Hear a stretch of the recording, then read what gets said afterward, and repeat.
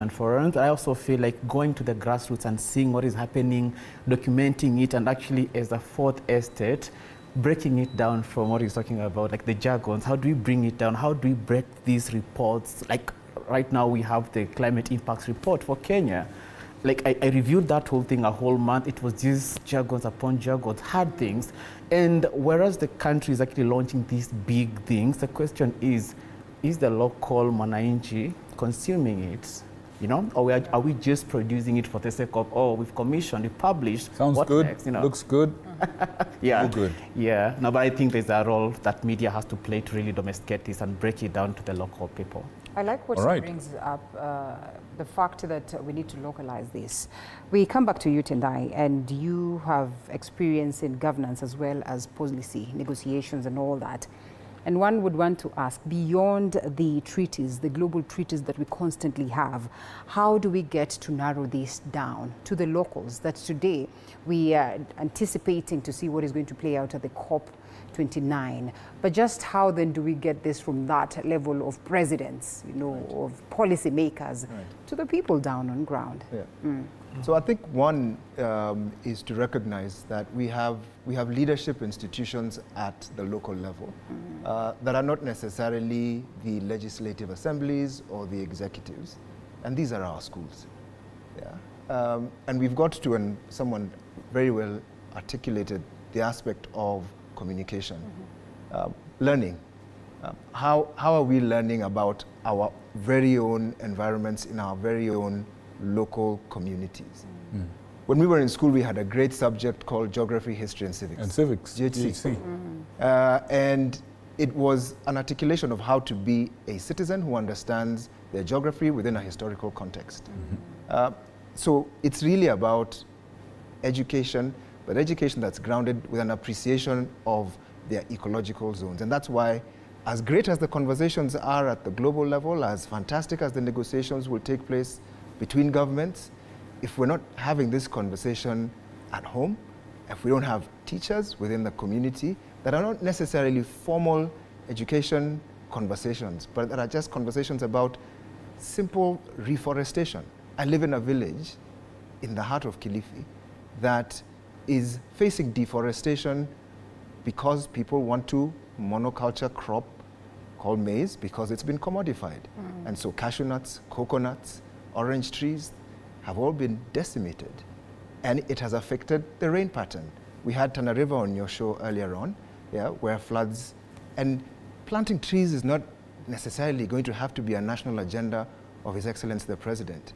It's a household family decision that recognizes that the climate we recognize here is not going to be the climate in Busia or in Kisumu. That's going to be significantly different. So how do we get the family to be the negotiator?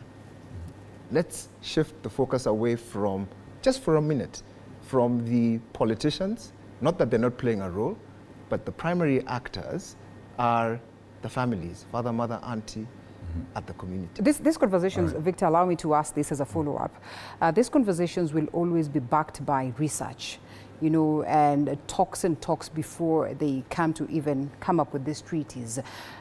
Would we argue that then perhaps we do not get genuine, you know, focus on implementation? Because if there's going to be so much research, and participatory research for that matter, that will highlight just what the local person desires and requires, yet we do not get them to that level, are we genuine in all this talk of preserving the climate and the environment?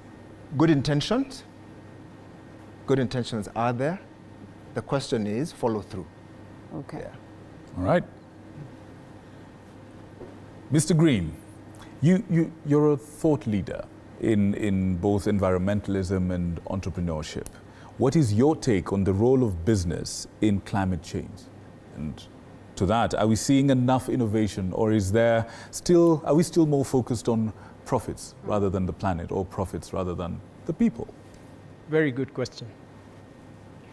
I alluded earlier on to the gap between demystifying or granulating the information that we have in our computers, in our shelves, in our master plans, and all ideas that we have as a nation, to what the common man on the ground would feel. To that person in Wajir, to that person in Kitui, to that person in Kilifi, what they are looking for, first of all, is a job. They are looking for compensation. Some of them are lost. The Maasais are wandering. They would understand the rhythm of the movement of cows and the grazing lands. They no longer can't catch up with that because they are suffering. Who is there to help them?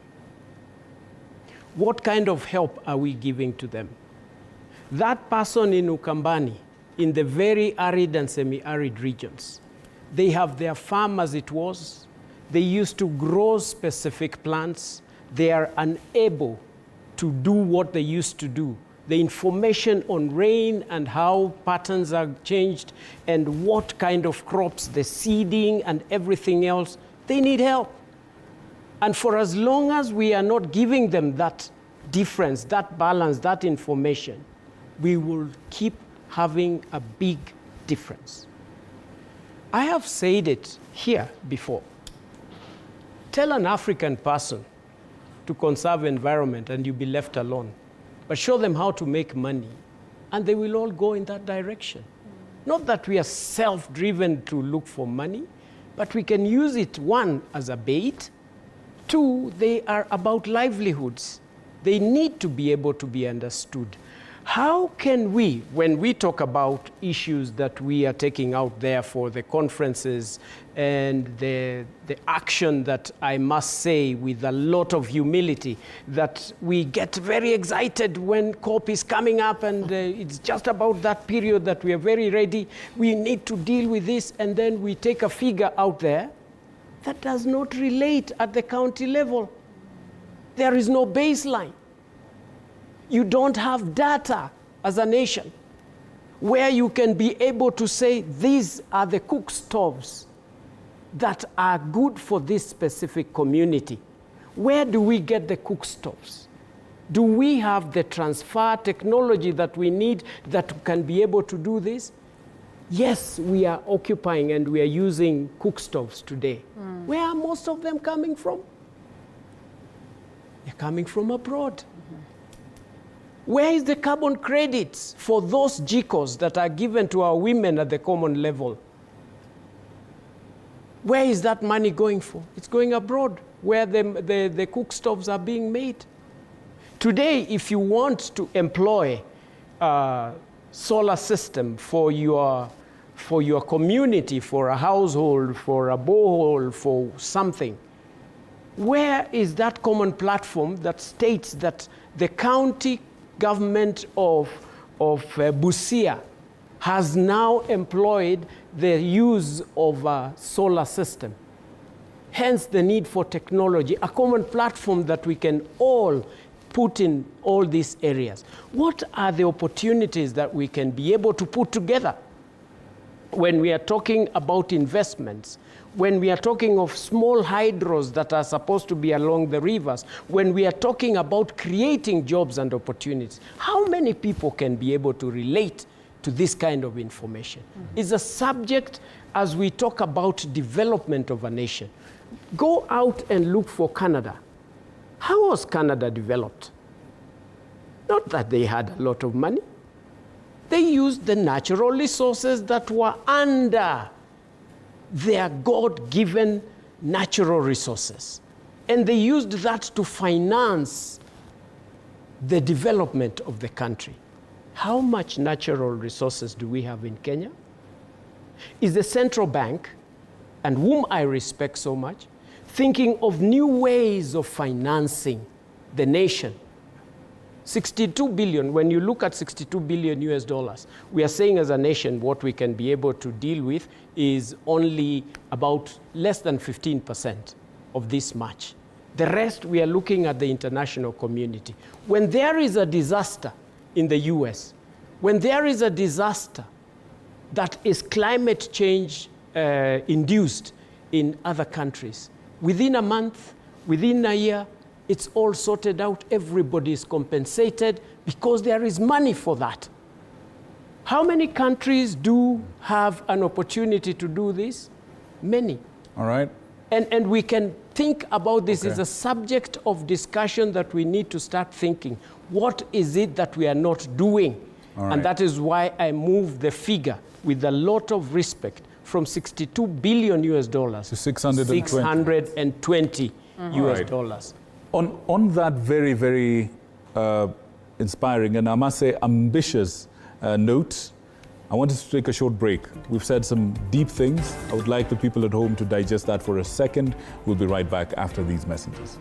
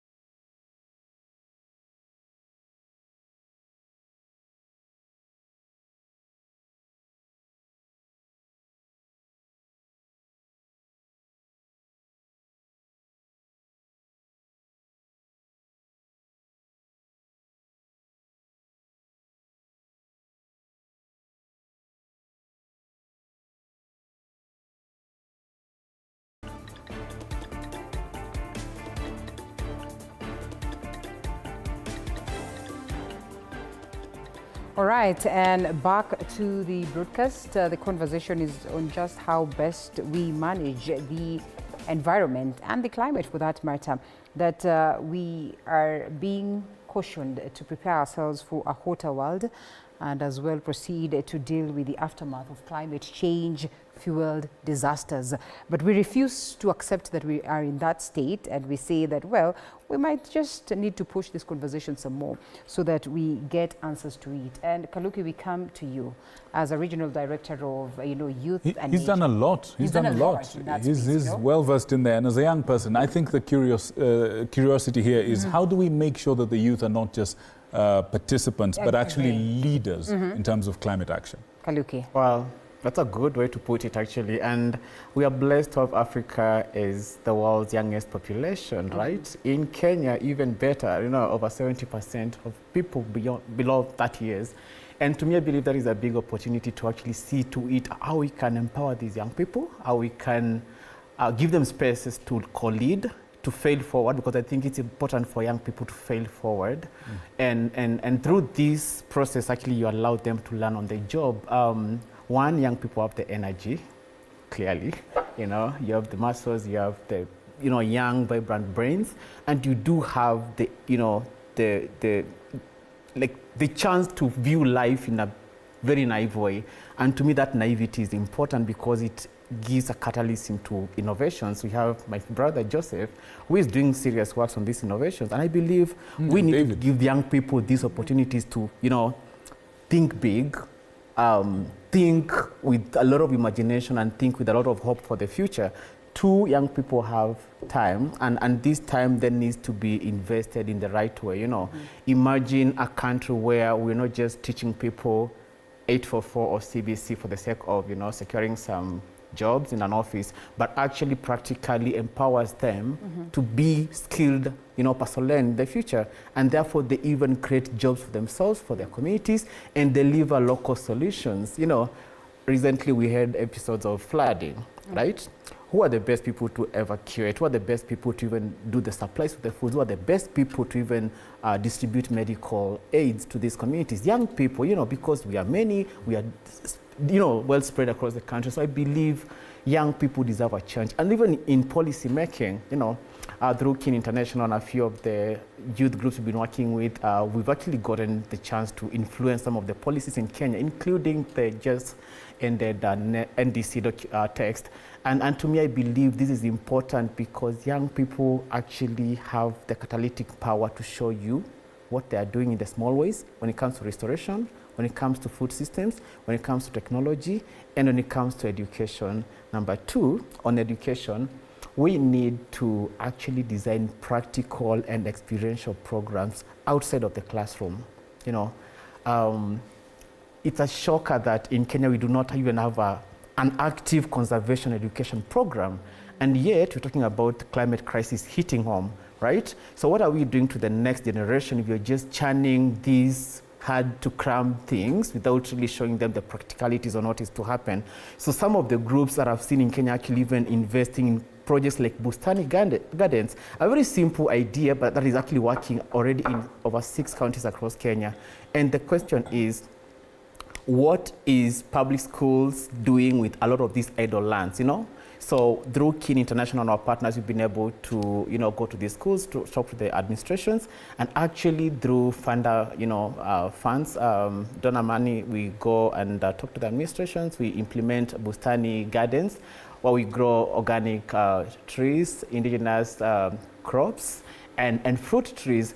And to us, it's important because what you're doing by training these kids out to experimentally and experientially grow these crops, you allow the curiosity in them to grow.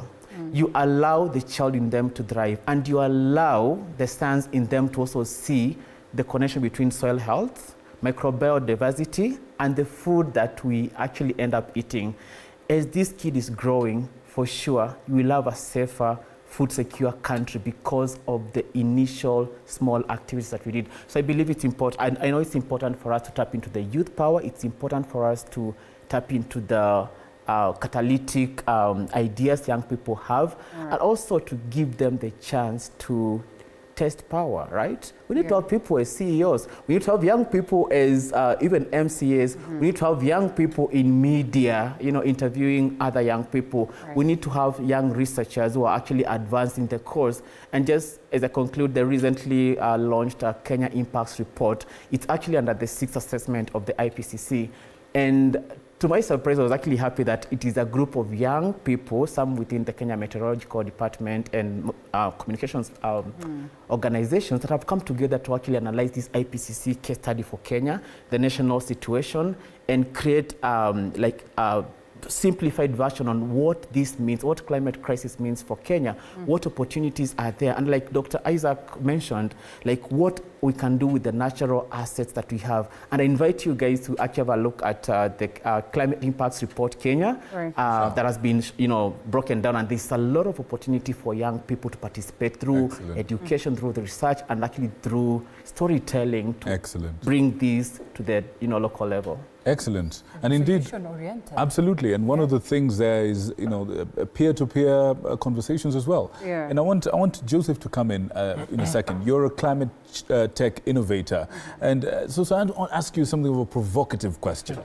Do you think this tech for good narrative, you know, the sort of like this narrative around climate solutions, you know, from tech, is it oversold? And here's another question. Are we relying too much on technology as sort of like a silver bullet, you know, to end all these problems? And we're missing out on addressing, for example, systemic issues such as the ones that have been mentioned here. Wow, amazing. No, we are not overselling about climate tech. I actually think that we really need to do like a lot on that. There's so much that we are yet to tap into. And basically, from right now until the year 2100 or so, most of the conversations and dialogues will be either on climate change or AI. That's what's going to be like the core conversations going forward for the next century. And right now, this is the time where young people should be taking part and charge of these conversations, because this is what's going to like define our work life and and growing up into old age. And we are yet to get into how can we use this tech for good to impact all these activities that you're doing for climate change. For example, how do you monitor the trees that he's planting to make sure that they're giving us the most optimum results at the best places possible, and that is doing the right thing actually for the environment, as opposed to just like randomly planting trees? How do you monitor the growth rate? How do we do such things? You see, for that one, you need like sensors, you need AI and such kind of things to help us. Need also, in that kind of situation, also creates green jobs for young people. And I think we are just not doing it yet well enough. We are on the way, we're on the right trajectory. Maybe I might highlight what we're doing at MC2. We are using, together with the Kenya Forest Service, we are using AI to monitor for deforestation, charcoal burning, and a bit of wildfires. And right now we are doing that right now with the pilot in Gong Forest. And basically what we're doing is we're making these forest rangers smart forest rangers. So with their phone, they can see and know a place where someone's cutting down a tree, and they can go to arrest that place. So the resource mobilization and allocation becomes better and more effective. And that just cuts down the costs of all these patrols that they do that are not so effective in the past. So I think tech for good works, and we are just not using it well enough, but we are on the right track if we continue on this mode, because you can see right now at CBC level, kids are being taught a lot about technology. They're being taught how to code as young as 8 years old, and that's what we need. Yeah. All right. Beautiful as well. I appreciate the progressive nature of these conversations. But then the picture behind us is a reminder that indeed we still have a long way to go. And therefore we come to you, David. The agricultural sector is bleeding. That's a fact that we cannot run away from. But even still, we must soldier on and survive. So as hydroponics and as well an agricultural technology expert, what do you suppose is the role that, of course, will be placed, that would be placed in the small-scale farmers to ensure that they're able to, you know, adapt to the climatic or the climate changes that we get to witness today, and that they are empowered to, soldier on as well as adapt to the changes that we witness? Yes, thank you. And you have given a good word there, adapt. So it has happened, so we have to adapt now that it is here. So with the farmers, this is also an economic activity for them. This is how they also earn, not only how they survive also, because food is a basic need. So it really brings out agriculture as a necessity in this livelihood of the farmer. So with the adaptation to climate change, the awareness is already there for the farmers because they can see the results from their plants. Year on year, they are keeping on reducing their crop yields, and something has to happen. So adaptation from us as the youth, we are very innovative, and we've come up with ways and measures to really help the agricultural sector. Since when you mention the word farming or agriculture, what comes to mind is like older generations that are actually doing this. But with the new generation and with the climate change, we're also able to adapt and help these older generations. So, for example, I represent a cooperative of youthful farmers farming in Kajiado, an area that has also experienced this climate change and has experienced flash floods. And the effect of the flash floods, for example, washes away the topsoil, that is the most fertile soil for planting these crops.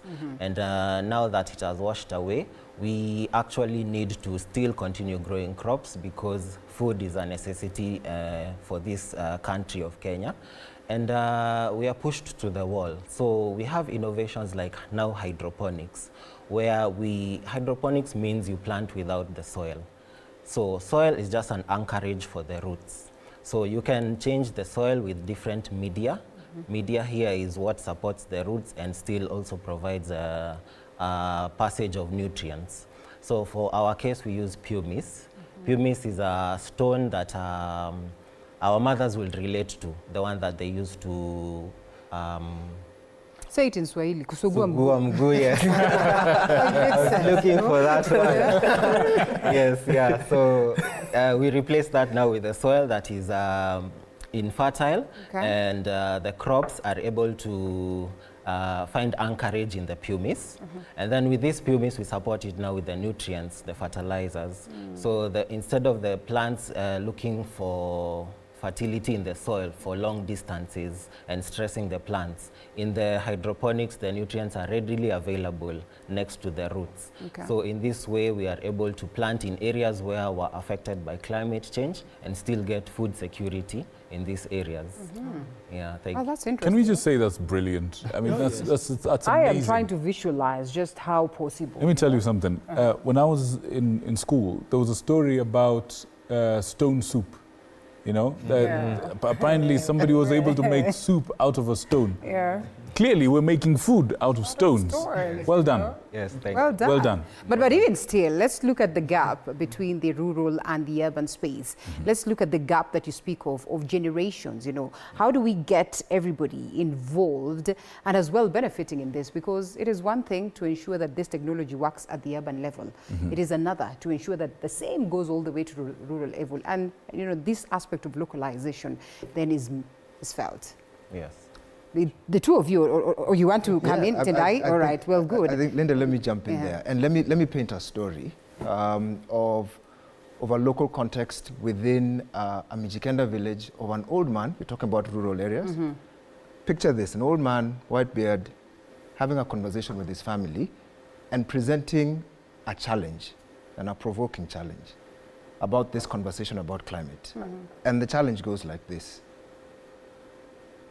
Who is actually telling us what this whole climate story is about? What I mean by that is, our constitution recognizes that there is the God of all creation. This old man, real life experience, came up to me and said, have we considered the wisdom of the old? And that possibly there is another side to this story that we've actually not sought from a divine perspective. Tell us more. There's great arguments about dollars, there's great arguments about tech, but the wisdom of the old, we had rainmakers, we had people who could interpret the times and the seasons of the day. These old men, these old women are sitting in what we're calling our rural setting. Okay, so this is the generational gap that we get, Yes. right? And we're getting to a point where we're proud to Those are the original AIs. Yes. The OG AIs. We're talking about Kenya at 60. And I think sometimes we over celebrate this idea of the nation state. I'm not saying that the nation state doesn't have its place, but there is an alternative perspective that we're not consulting. And yet it sits as the preamble at the beginning of our constitution. There is a God of all creation. Look, climate is a creation of our natural resource. How about, and I'm not talking about religion, I'm just simply asking, there is a perspective here of the divine that none of us has articulated here. But yet, when we go to our villages, that's the conversation that many of these old, wise men and women are asking, is what is actually happening? So I hear you, and it would be great to do a urban-rural divide, but we've also got to ask about the perspective, which is why I started off by saying, is the ladder against the wrong wall? Because we could be rushing to technology, and all we're doing, and we've seen, is a plethora of unintended consequences that keep coming up. Today we fix this, that one opens up. Tomorrow we go and fix that, another one opens up. Mr. Green has mentioned something about dollar valuation of natural capital. Who says it has to be in dollars? Okay. Who says? Yeah. Who says that my coconut plant has to be commodified and given a market value? And if it's a divinely priceless commodity, then what I should be doing at a dollar rate is offering our natural resource down to carbon credits at the highest market value. You raised the question about negotiation by governments. What our governments should be doing is freeing our natural capital from dollar capture and having a real conversation about what is really the value of our natural resource. That's bridging the gap. Absolutely. Do you know, on that point, something very interesting. A group of photographers were saying they were not able to replicate the exact look, that look through the lenses of a camera of an African countryside. The intersection between the sun, the dust, the plants, and everything in there. To the look, if you look at a film made, let's say, in Iceland or in America, and if you look at a film made in Africa, you see there's a difference in that look. But even as we're looking at some of these conversations, I believe imagination plays a big part. And Mr. Kalua, I want you to come in here. Your name actually says Green. You are Kalua Green. Can you paint a picture for us? And the other gentlemen, I want you guys to chip in as well. Okay. Can you paint a picture for us of what an actual green economy actually looks like? It's a buzzword. It's something people are throwing around in conferences, but what does it actually look like? What does it look like? You drive a green car. What does that actually look like, sister? Yeah, he does. It's literally green in color. It's green in color. It's green in color, and it's electric. It has what's the range? 400 kilometers? 500? Yeah. And most of the time he's doing green in terms of what he dresses and. So let me paint the picture. Gentlemen, add the details. Before I do that, I am the most excited person in the world today to be amongst younger people with the zeal that I see. And I realize that it is not in vain that in the last 18 years, I've been spending time more in advising and nurturing younger people who have that zeal in this space. So I'm really excited to be in this show. And I say that because if the policy is not protecting them, if they are not connecting with the policy, it is the responsibility of the policy makers to wake up and to have sleepless nights to try and connect with them. When we talk about agriculture, agribusiness, even as we do as good as my colleague is doing in hydroponics and all that, we need to protect agriculture in Kenya end to end. through policy. There are simple actions that people may not know what is eating them. For example, and I've given this example many times, we are suffering from pests and diseases, spending billions of donor funds to ensure that agriculture grows to deal with this pest, to deal with that. Billions of shillings, billions of dollars. Why? Just because we are not implementing small standards that have been set out across. And I'm very happy to see Kaluki wearing a badge of sustainable development goals. How has that been brought to the ground for Wanjiko to understand what sustainable development goals is? When we talk about the crops, there is an international standards that is called ISPM 41, International Standards for Phytosanitary Measurements, number 41. It states that importation of vehicles and machineries must be checked and a biosecurity inspection must be done, because the biggest threat of environment and particularly agribusiness in countries world over is pests, diseases, and all that goes with it, including importation of soil through vehicles and diseases that are not tested in regions, and therefore is a total mess. That's why you hear armyworms messed up and a whole species. All those species. We need to protect our country from end to end using what is already tried and known. Unfortunately, we do not do some of these things because we don't have data, we don't know how to collect some of these things. But anyway, that's another subject. I'm just encouraging. When we're talking about trees, we have things that we started years back, the Plant Your Age campaign. Tell an African to just grow trees equivalent to their age, the age of their mother, their children, and all that. When I came here, the first person I met is our common friend. His name is Timothy. And he was asking me, I am continuing to plant trees. I have planted trees equivalent to my age, and I continue to do that. He is one of the reasons that we have 932 million trees planted across the country over the period that Green Africa Foundation was started. Easy solutions that you don't have to fight for. Let me answer your question. I don't know how much my team members, how much it costed them to come here, but I drove at least 25 kilometers away, and each kilometer costed me 2 shillings. Okay. Because I drove. 50 bob.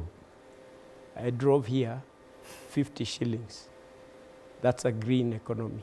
That's in a car? Green, with how many in a seats? car, with the speed just like any other car. Comfort beyond else. Tiny, yes. You're talking about e-mobility. But we are talking about e-mobility. Does the policy allow that to happen and to thrive the way it should be? The answer is separate. We need to do more. All right.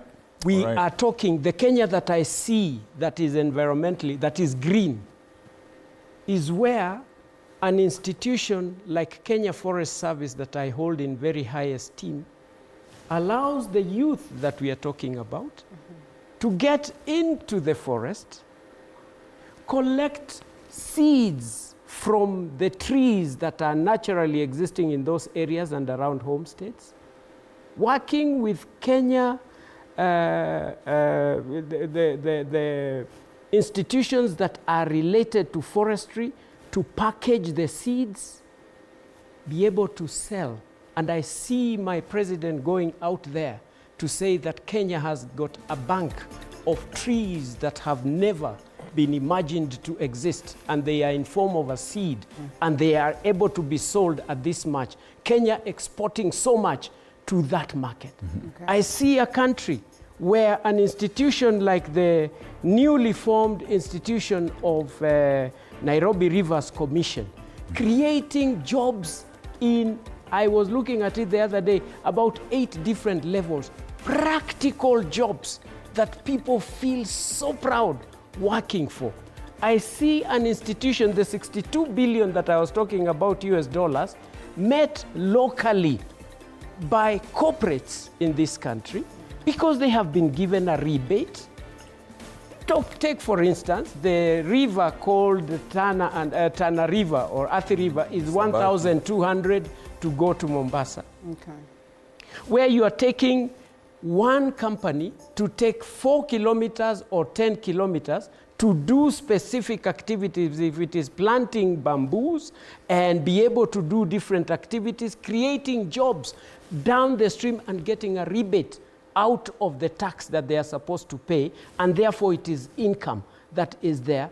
And I have an array, practical, not stories ajaba like what we have been hearing, that are so practical that can take people to jobs. There are low-hanging fruits that we can be able to take up in a space like a motorcycle, where by making more parts locally, and including and involving these millions of people in green economy practical routes that will take this country to create billions and millions of jobs.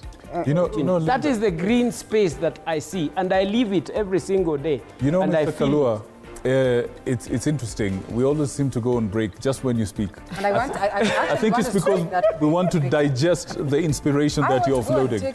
And take a look at his green car. You want to take? Oh yes, I want to take a look at that. Let's take a short break. We'll be right back. Thank you very much.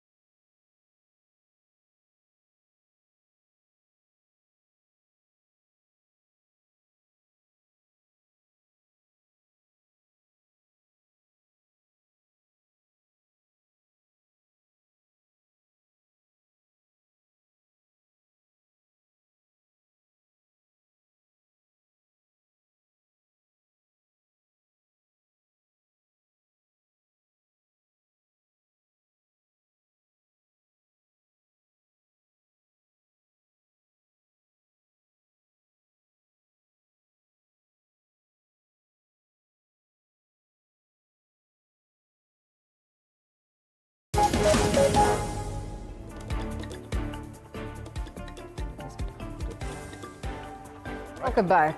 Welcome back. Welcome back. And straight to this, what it is that Mr. Kalua had mentioned on what it is that we need to do as a country, appreciating the partnership that is there between the Cape Media Fraternity as well as the Kenya Forestry Service. I mean, at least we have witnessed what is ongoing, you know, in terms of pushing this agenda and equally framing, the messages in a way that would be helpful for us to push the agenda forward. And of course, Andrew Lokicha was feted the other time during the Mashujaa Day celebrations as amongst, the ranger. And he sent a message to say, good morning. morning. I appreciate, this was good morning when I sent the poster.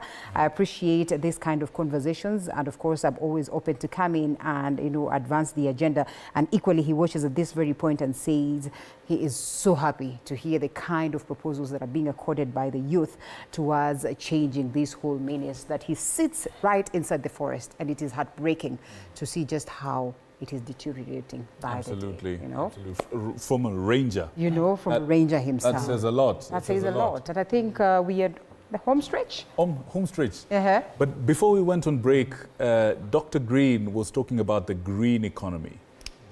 These young guys were nodding so hard I feared for their necks.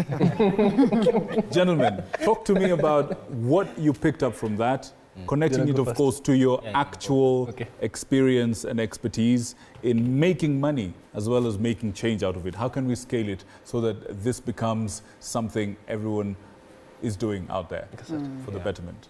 Yes, I was really nodding and accepting. And picturing, also continuing with the same picture of how green economy would look like. I would feel like it should be embraced in all sectors. We're only talking on agriculture and maybe in the education. But I would wish it to be also embraced in terms of even in the health sector. And are these hospitals maybe using solar panels to power their maybe cancer treatments, and using it also in the logistics. He has really gave us a practical example, and it's not stories, ajaba, as he says, implemented in the transport and logistics, and plus many other sectors, how they will really embrace renewable energy. So in terms of agriculture, how we've embraced the topic of climate change, and we've tried to adapt it and also mitigate it with maybe early warning systems, and if it's here, how we have adapted it using hydroponics. So we felt like on top of adapting, are you also still earning and improving your livelihood? And it's not changing in terms of the people affected by climate change are actually the vulnerable, those communities. So on top of them being in the lower income level, can they also add on top of their income and still adapt to climate change? So necessarily in farming, you don't need a really big space. With hydroponics technology, you are able to intensify this farming in a small area. So even in the urban areas, people with apartments can do it in their balconies. Instead of going all the way to the market, they can plant their own kales maybe or spinach, and they can even be able to sell within their apartment by accepting and embracing that this farming, now that the soils are poor and everything, you can still work with hydroponics and also earn a living from it. So that is how I will also envision a green economy in this topic. Excellent. A literal green economy. What about you, Joseph? So let me paint that picture. Let me continue painting the picture. Yeah, add the details. let me spice it up. Yeah. So how a green economy will look for me is that, so let's start from here. The price of solar panels is lowering day by day, keeps on going down. So how a green economy looked like to me is, number one, sustainable energy. So you're having your home, but you're having like using solar panels, or your industry or a workplace like this one. You're using green technologies for traveling, for e-mobility, that is. Your house is built with sustainable material. So that is concrete that's made in the right way that does not emit so much CO2, because that's one of the biggest emitters of your food has been grown sustainably, like using my friend's technology that emits less pollution to the environment, and you use less additives in the whole process and chemicals. So that's what, in the midst of all that, creating green jobs. So that's what it looks like to me. Excellent. And I think if we're able to harness all that and create green jobs, then we've saved this country from a lot of trouble from young people demonstrating in the streets. All right. Now, folks. Oh, sorry, did I cut you short? I'm terribly sorry. Okay, no worries. All right. Now, folks, final question. If you had to make one radical recommendation to completely overhaul how we approach climate messaging today, what would that be? We start there and we go all the way back, and we'll end with you last but not least. You get to have the last word. Thank you. Marvelous. Kaluki, stage is yours, quick as you can, punchy as you go. Thank you. Well, I think we need to, no, I know we need to go back to the basics. You talked about the divine power, and I believe in storytelling. I believe in impact storytelling. I believe in passing down this wisdom and knowledge to communities. And one of the ways you can actually repackage the climate story is by investing in these intergenerational dialogues, conversations, and using new media, digital spaces to actually bring it down. I mean, TikTok is becoming a big thing. How do we take advantage of this? And of course, there's the aspect of allow young people to be, honestly, we are bound to fail. We are bound to, fall short of ideas. But as long we have a strong support system in the aspects of Kalu and our brother here, media people, government, we can surely take it home. The final thing is this: we need to embrace regenerative agriculture from a policy level to the household level. If we feed our nation, we can take charge of the climate solutions. Beautiful. Joseph, back to you. I have a feeling that traditional methods should be mentioned. Yeah. So let me talk about it as youth. I think, number one, make it accessible for young people to get climate financing so that ideas like him can scale up and be able to be used, as you said, in the rural settings and so on, and stuff like him to be used across schools in the country. So make it accessible for youth to get climate financing, natural capital, and so on. And that's it. There's so many ideas that only fail because they lack proper financing to get them to the next level. All right. Yeah. David? Yeah, building up on that, make it also a household conversation, such that it also gets to the kids, and the kids will grow up understanding that this is the only world they live in, this is at the moment, and they would wish to also hand it over to the next generation and the next generation. So make it really a household conversation. All right. I'll end it where I started it. Let us not underestimate the value of the mess that climate change is causing to our nation. I dare put it today, repeat it again and again. The bare minimum is $620 billion US dollars. I use dollars just as a value, because I believe in that. And we should therefore align our activities from each of the 47. We are in 47, TV 47. So 47 counties align the baseline to a national presentation where there is a feeling to the ground level. Okay. Allow corporates, give them a specific target and a rebate towards that.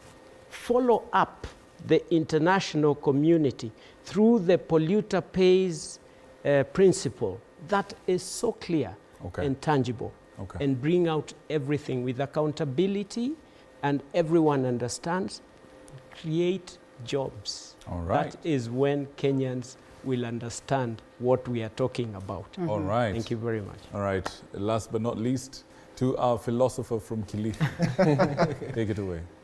Household at the center of all the action.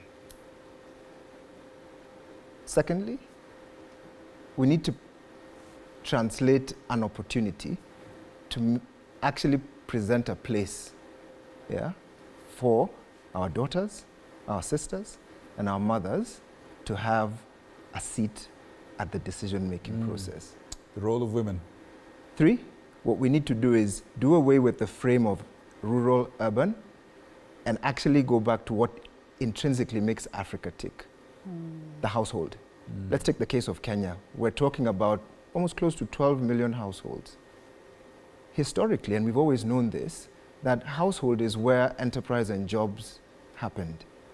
If we look at all of this through a household lens, we'll actually find out that what households have are the green economy, and they have the green jobs, and they have a green inheritance to live for future generations. Gentlemen, I'll want to break your hearts a bit on this as we come to a close. That the feedback that we're getting here is largely from institutions and organizations that are channeling their focus on addressing these concerns. Yet we do not get much feedback from people who are, like the local people, the common mwananchi that we're talking about. That should tell you that perhaps we really are out of touch, and more needs to be done on the element of messaging. But then we have to come to a close. It gives you an opportunity to work more to get more viewership from down there. As a media. I agree. Gentlemen, thank you so much. Last speaker, of course, is Dr. Kalua Green. And of course, right before him was none other than Tendai Mtana, as well as appreciating David Inyong, who's seated right next to Kalua Green. And of course, we also had Joseph Ngudhiru, and last but not least, Kaluki Paul. Gentlemen, we are extremely out of time, and therefore we appreciate Well done. and as well the people back at home. Thank you so much for the immense contribution to this conversation, as we look forward to have some more. My name is Linda Alela. Do have yourself a blessed night.